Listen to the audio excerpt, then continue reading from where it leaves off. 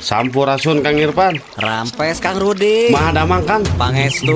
Aduh, meni halus tepangan usang ika akang kades.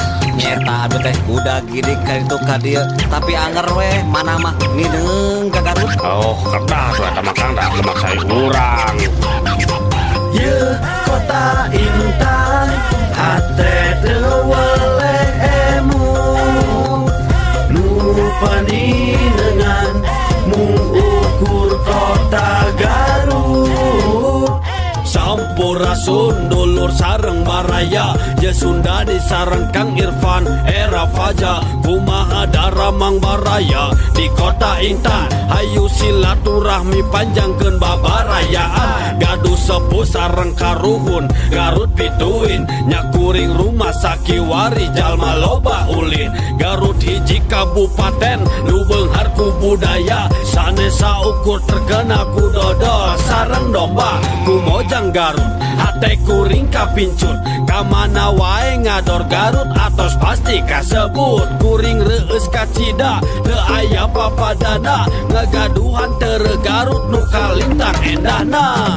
Ye kota Intan hate teu weleh emu nu paninengan mung ukur kota Garut. Ye kota Intan hate teu weleh emu nu paninengan mung ukur kota Garut.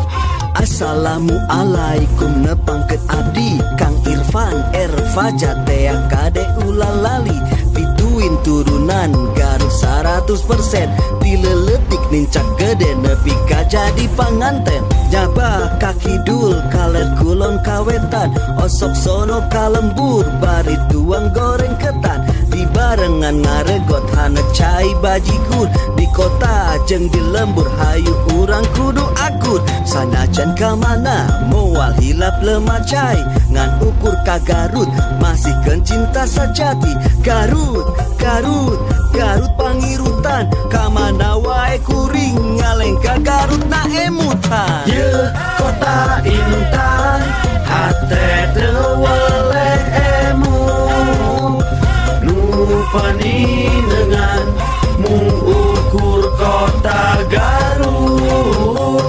Ye kota Intan hate teu weleh emu nu paninengan mung ukur kota Garut. Tah, kumaha ayeuna Kang?